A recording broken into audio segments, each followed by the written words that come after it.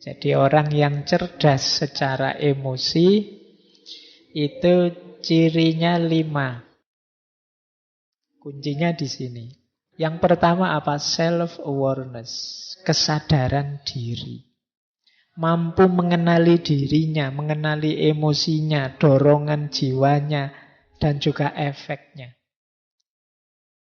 Nah, ini namanya self-awareness. Wah, saya itu biasanya kalau ketemu teman yang seperti itu mudah tersinggung. Nah, ini mampu mengenali dirinya. Harus hati-hati ini saya. Nah, itu sadar diri. Wah, ini ngajinya sampai jam 10. Lama. Saya biasanya tidur jam 9. Berarti nanti mesti aku ngantuk.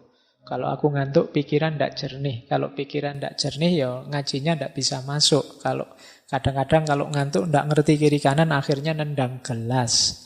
Kemudian, nah ini self-awareness, sadar diri. Jadi ngerti emosi-emosi yang bermain dalam dirinya. Dia bisa memprediksi kalau situasinya begini, nanti aku mesti begini. Kalau kondisinya begini, nanti aku mesti begitu. Ini orang yang sadar emosi. Yo, kalau tidak sadar emosi, gimana kita ngontrolnya? Kecerdasan emosi itu kan secara umum bagaimana kita mengontrol emosi kita. Lah kalau kita tidak tahu yang dikontrol apa kan ya berat. Jadi yang pertama ini self-awareness, sadar emosi. Yang kedua, setelah sadar apa? Self-regulation, ngontrol. Nah, kalau tadi sadar menerima, kalau ini ngontrol. Saya tahu ngobrol dengan orang kayak gini ini mesti membuat mangkel, membuat tersinggung, tapi saya tahanlah. Saya tidak marah, sing waras ngalah wis tidak apa-apa. Nah, ini namanya mampu, orang yang cerdas emosi.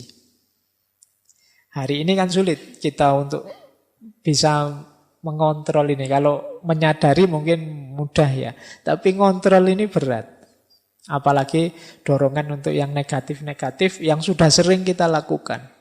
Biasanya orang itu kalau punya kebiasaan kok negatif itu kan sulit mengubahnya. Akhirnya apa? Mencari alasan agar yang ini sebenarnya negatif terus jadi positif. Jadi mencari alasan agar yang negatif-negatif tadi terus jadi positif. Bukan mengubah yang negatif jadi positif.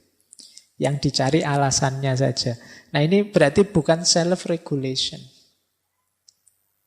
Jadi misalnya biasanya rajin ngaji sih, tapi sekarang kok males ngaji ya. Nah, terus dicari alasan, males ngaji. Ngaji itu kan sunnah, tidak wajib. Wong saya juga bukan ahli Al-Quran, wong ya bukan hafid, bukan. Jadi ya tidak masalah lah. Yang penting kan masih sholat, masih syahadat. Nah, ini namanya bikin alasan untuk kebiasaan yang sebenarnya kita tahu itu negatif. Ini ciri orang yang tidak bisa self-regulation. Jadi itu kedua. Jadi kemampuan mengontrol, mengalahkan emosi dan dorongan jiwa yang negatif. Ini negatif saya tidak usah lah. Misalnya buka HP, kok isinya begitu-begitu ya, ada gambar-gambar, ada video. Ini negatif, aku tidak usah lah. Jadi bukan malah, wah ini saya tidak sengaja loh ya, buka-buka sendiri loh, ini tidak begitu. Yang tidak sengaja kan tidak ada dosanya, salahnya sendiri yang upload. Ini bukan, ya enggak, itu namanya cari alasan. Kalau sudah tahu buruk ya kita tahan diri. Nah ini namanya kemampuan emosi. Jadi kecerdasan emosi untuk melakukan self-regulation. Yang ketiga motivation. Motivation ya melakukan sesuatu dari dalam. Bukan karena dorongan atau pamrih dari luar. Saya mau sih Pak rajin, asal imbalannya apa? Kalau masih ada asal imbalannya apa, berarti belum motivation, belum termotivasi, masih berpamrih. Jadi orang yang cerdas secara emosi, seperti saya jelaskan tadi, dia bisa memotivasi dirinya. Tidak menunggu dimotivasi orang. Sering ada teman-teman mahasiswa itu ketemu saya, gimana ya Pak caranya biar saya rajin membaca? Gimana ya Pak caranya biar saya tekun kalau nulis gimana? Ini sebenarnya hubungannya dengan memotivasi diri. Loh kalau kamu tahu itu baik, itu manfaat, mbok sudah dirimu agak dipres sedikit, agak dipaksa sedikit untuk melakukan itu. Itu namanya motivasi, motivation. Jadi ini penting. Karena kadang-kadang untuk sesuatu yang free kita keluar high cost. Sesuatu yang sebenarnya bisa kita hidupkan langsung, kita perlu pendorong yang mahal untuk diri kita. Nah, ini yang ketiga. Yang keempat, empati. Orang yang cerdas secara emosional itu daya empatiknya tinggi.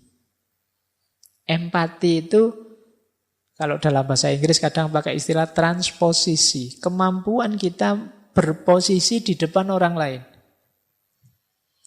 Misalnya, saya melihat teman-teman yang ngaji di sana. Wah, seandainya saya teman-teman mahasiswa yang ngaji dalam waktu 2 jam melotot ke sini terus, dalam itu mesti capek ya, mesti. Kalian juga begitu. Wah, aku kalau di posisinya Pak Faiz gitu, 2 jam ngomong terus, oh itu apa ya? Ini namanya empatik namanya. Gitu loh. Jadi kemampuan kita memposisikan diri di posisi orang lain.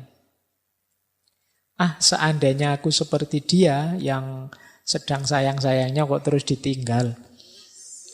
Mestinya ya sedih hatiku mestinya. Nah, ini namanya kemampuan empatik. Nggak ingin aku menertawai dia tapi kok ya kasihan ya. Kalau aku di posisi dia ya, itu namanya empati. Kalau aku di posisi dia jadi orang yang khilaf sih tidak sengaja, tapi kemudian diserang kiri kanan, dimarahi, dianui, wah mestinya ya sedih. Sudahlah aku tidak usah ikut maki-maki, tidak usah menyerang. Ini namanya empati. Jadi kemampuan memposisikan diri di posisi orang lain. Ini akan jadi kunci nanti dalam hubungan sosial. Nah, yang kelima, social skill. Social skill ini kemampuan menata hubungan, membangun jaringan dengan orang lain. Jadi orang yang mudah bergaul, enak bergaul, gampang diterima di mana-mana, itu namanya social skill. Ini ciri dari kecerdasan emosi. Orang yang cerdas emosi itu kan luwes seperti tadi, jadi bisa masuk kemana-mana, diterima di mana-mana. Nah, ini namanya kemampuan social skill. Nah, maka teman-teman untuk membangun kecerdasan emosi, kita dibutuhkan 5 kemampuan. Yang pertama self-awareness, yang kedua self-regulation, yang ketiga motivation, yang keempat empati, yang kelima social skill. Ini diingat-ingat nanti kuncinya di 5 hal ini.